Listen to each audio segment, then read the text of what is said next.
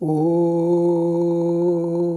नमो भगवते वासुदेवाय। आज है कार्तिक पूर्णिमा। इसको रास पूर्णिमा भी कहते हैं क्योंकि इसी दिन महारास हुआ था, इसीलिए इसको रास पूर्णिमा कहते हैं। इसका एक जो साधक है, साधक के आध्यात्म जीवन में इसका संपर्क क्या है, इसके आध्यात्मिक तत्व क्या है।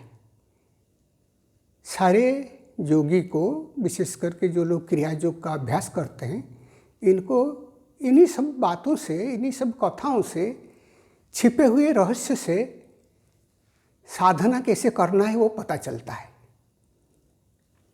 ये शुरू होता है शरद पूर्णिमा से, यानी जिसको कुमार पूर्णिमा कहते हैं। शरद पूर्णिमा से शुरू होके चलता है रास पूर्णिमा तक। ये गोपियों का, महायोगेश्वर हरि भगवान श्री कृष्ण को प्राप्ति करने का जो साधना है, इसी का रहस्य इसमें है।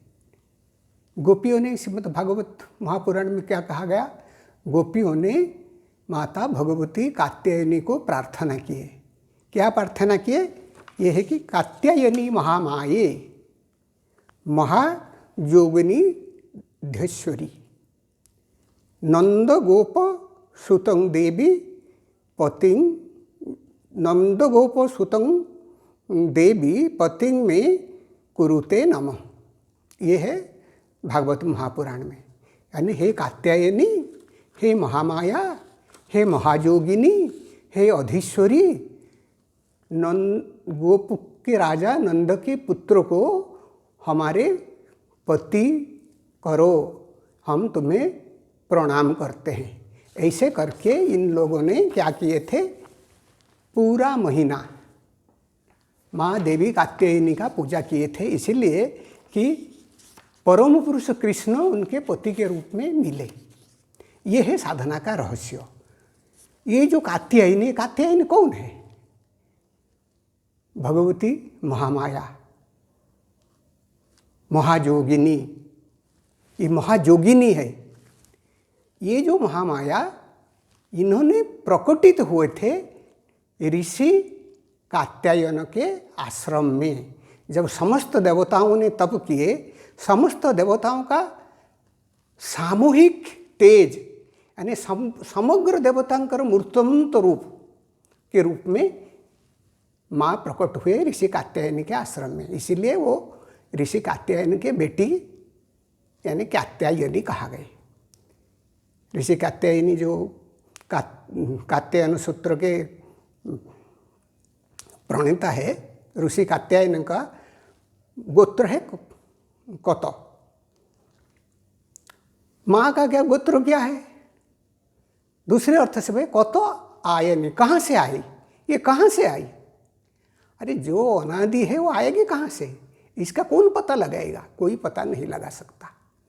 इसीलिए एक नाम है कात्यायनी, दूसरे ऋषि कात्यायनी के पुत्री है। उन्हीं का पूजा किए। उन्हीं का पूजा करने के कारण क्या हुआ, इनको भगवान कृष्ण मिले।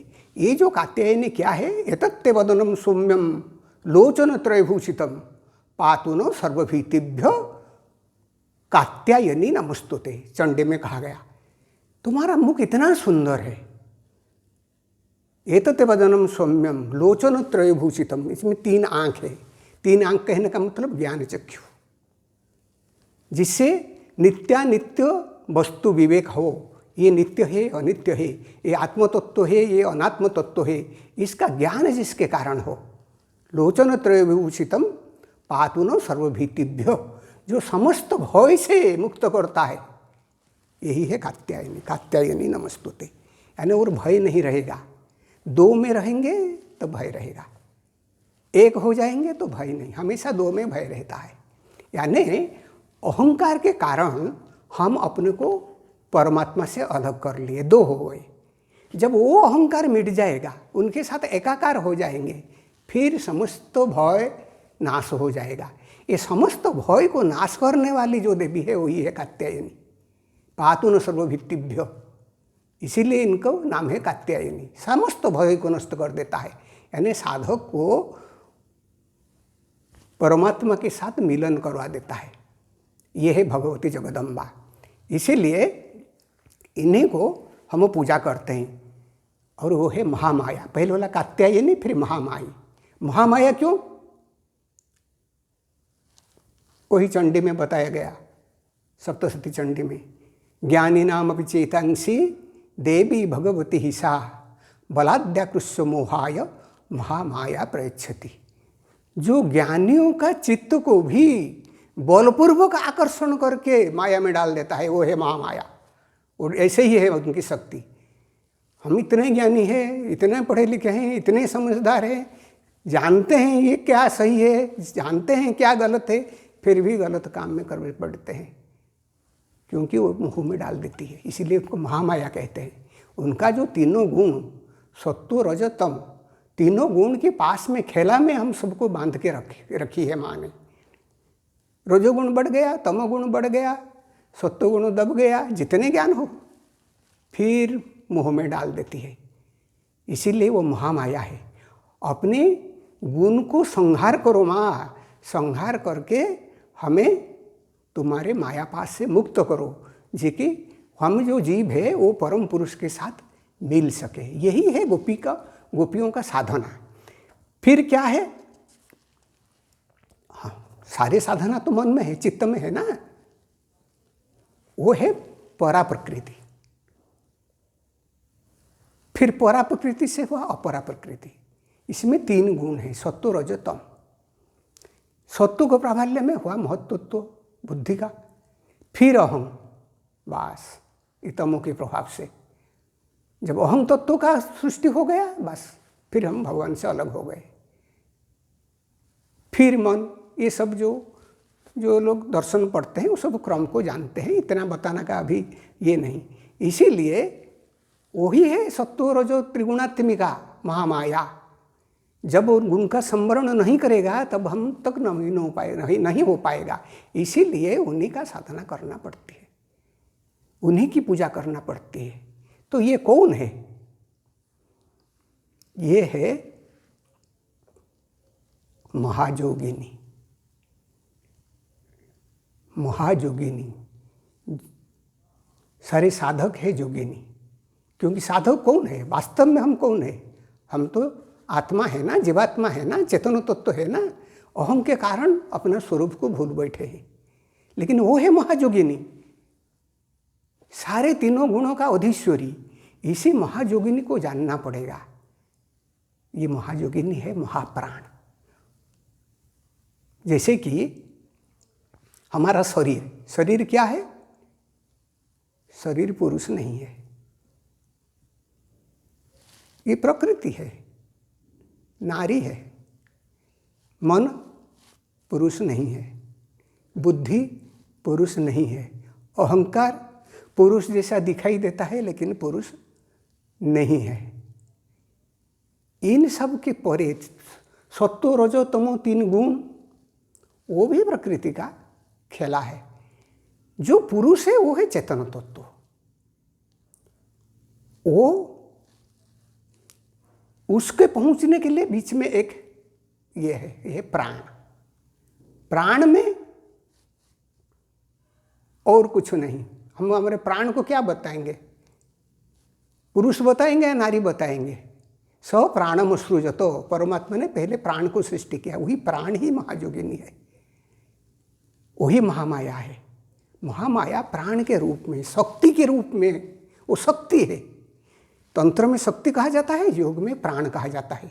शक्ति के रूप में हमारे अंदर प्रवाहित होती है। उसी महाजोगिनी का यानी महाप्राण का आराधना करना पड़ेगा। प्राण साधना, प्राण विद्या। ये प्राण साधना करने से हम धीरे धीरे शरीर से ऊर्ध्व को उठेंगे, मन से ऊर्ध्व को उठेंगे, तीनों गुण के छोड़ के अहंकार को विनाश करके फिर परम पुरुष, ये पुरुष है वो हमारे अंदर जो पुरुष है, जो विशेष पुरुष ईश्वर, वही परम पुरुष से हमारा मिलन होगा।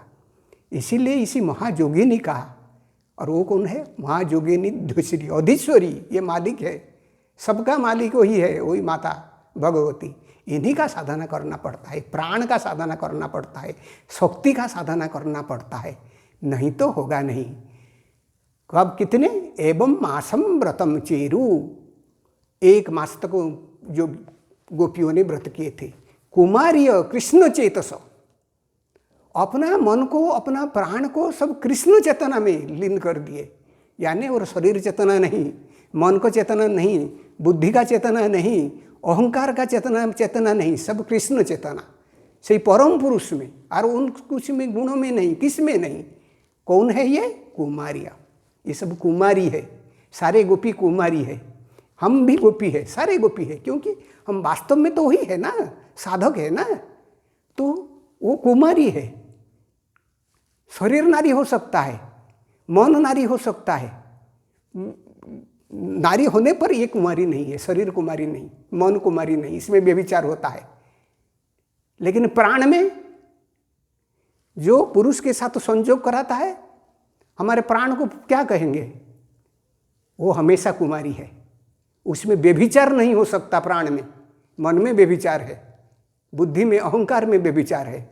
तो इसीलिए ये जो कुमारियाँ, गोपियाँ कृष्ण प्राण में अपने प्राण को कृष्णमय करके भद्रकालिंग समानार्चो, भद्रकाली का उपासना की है। अरे जो इसको कहते हैं ना, फिर इनको भद्रकाली कहता है। भद्रकालिंग समानार्चो भूयान नंद सुतपति, प्रार्थना किए कि नंद के सुत को हमारा पति करो। ये भद्रकाली के रूप में उनको, क्योंकि उनका रूप जो है ना वो बड़ा भयंकर है। ज्वाला कराला मशेषा सुर, जो बताया गया, ज्वाला कराला मत्युग्र मशेषा सुरसूदनम पातुनो सर्व त्रिशूलम पातुनो भीतर भद्रकाली नमस्तुते। भयंकर ज्वाला जैसा उनका स्वरूप है, इसलिए डर लगता है, क्योंकि मशेषा सुरसूदनम, ये असुरों को नाश करने वाली है। हे माता भद्रकाली, तुम्हारा सौम्य रूप दिखाओ और तुम्हारा जो त्रिशूल ये हमें समस्त भय से मुक्त करे, समस्त भय को नाश करे। वो भय नाश तो होगा जब परमात्मा के साथ एकाकार हो जाएंगे, परम पुरुष कृष्ण के साथ एकाकार हो जाएंगे। इसीलिए यहाँ भद्रकाली शब्द का व्यवहार किया गया। उन्हीं को पूजा करके क्या कि नंद गोप सुत के हमारे पति करो। नंद का मतलब आनंद। गोपपुर में क्यों? क्योंकि गोपपुर में कृष्ण को बचाया गया था। अरे भगवान को कौन बचाएगा, क्या रखा गया था। कहने का मतलब है हम जो चेतन तत्व है, तो हम इस पूर्व में बचे हुए हैं, मरे नहीं।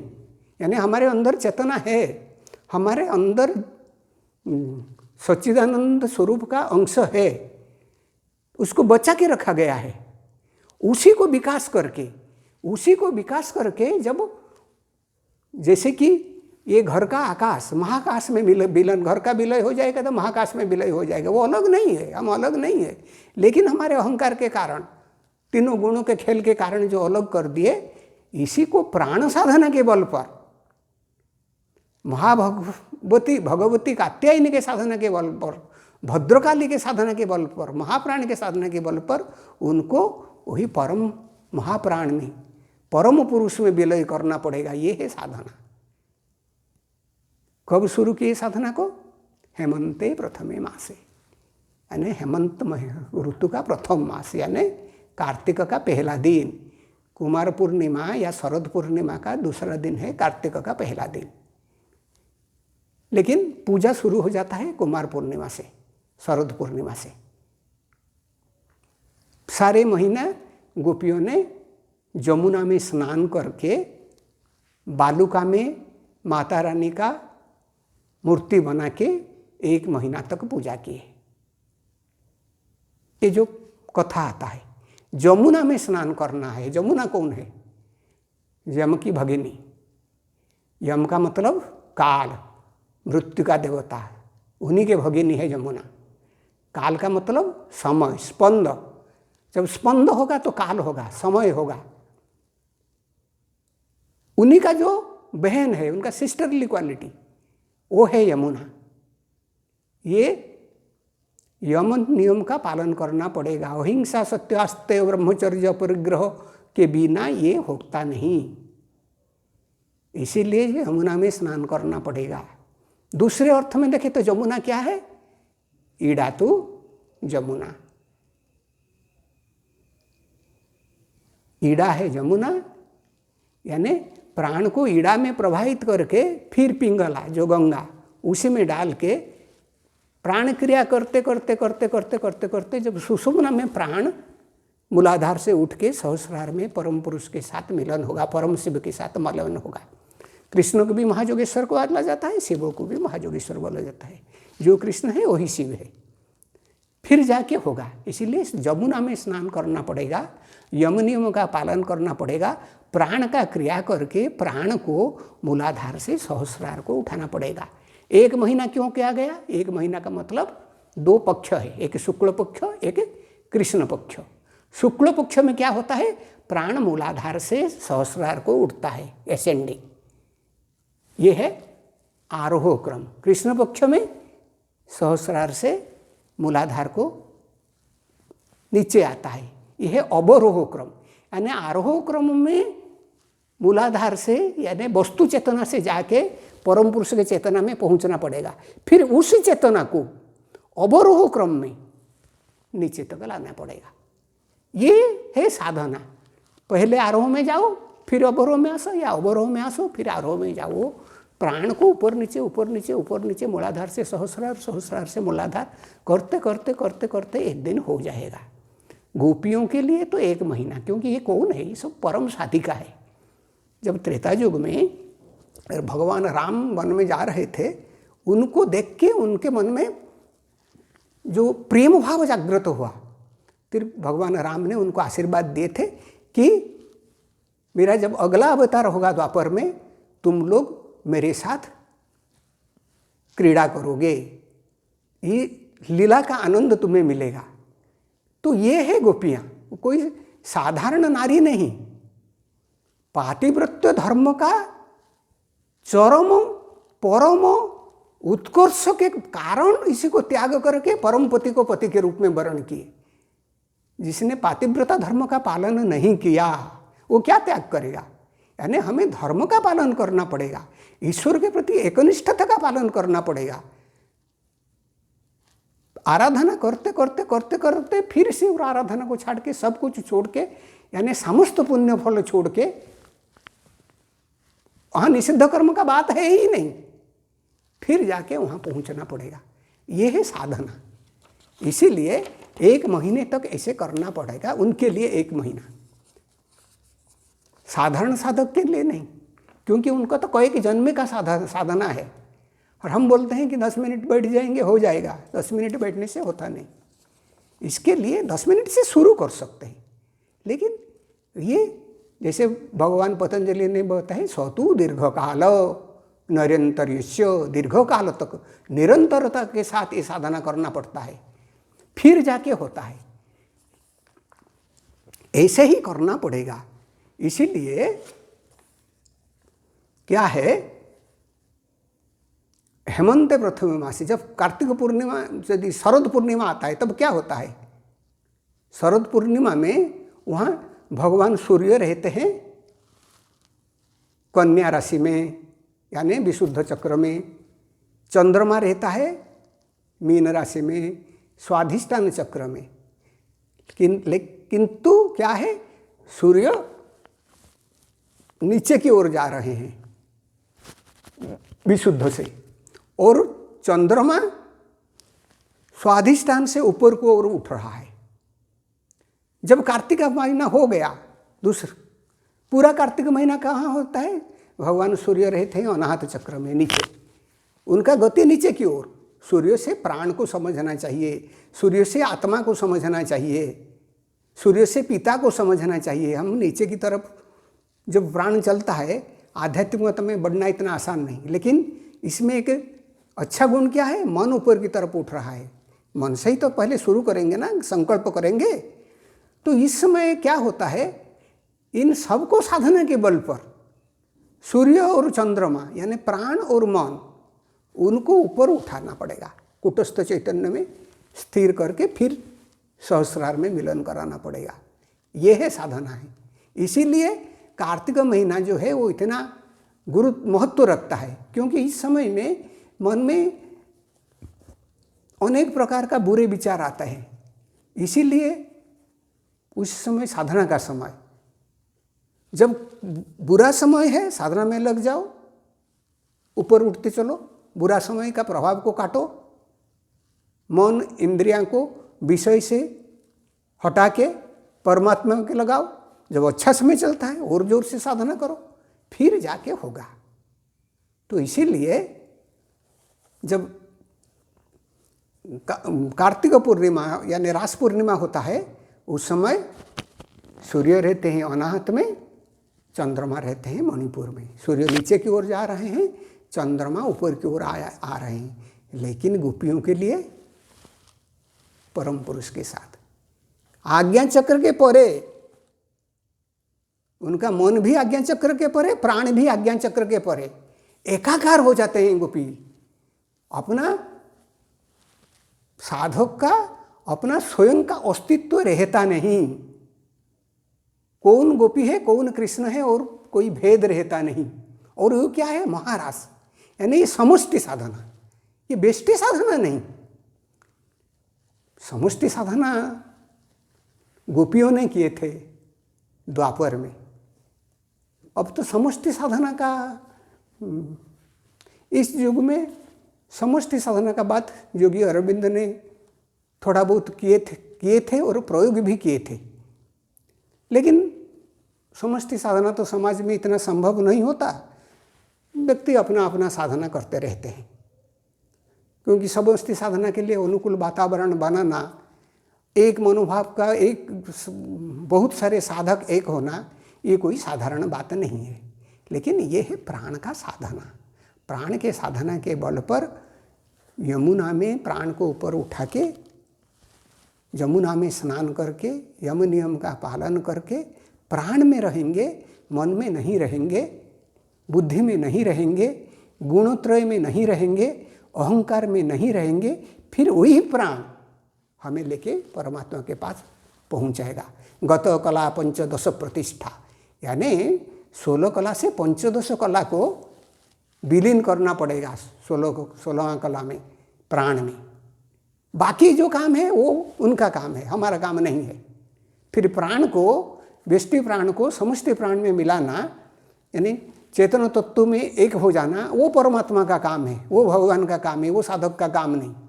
गत कला पंचदश प्रतिष्ठा, ये है रास पूर्णिमा का, कार्तिक पूर्णिमा का आध्यात्मिक महत्व हमें साधना करके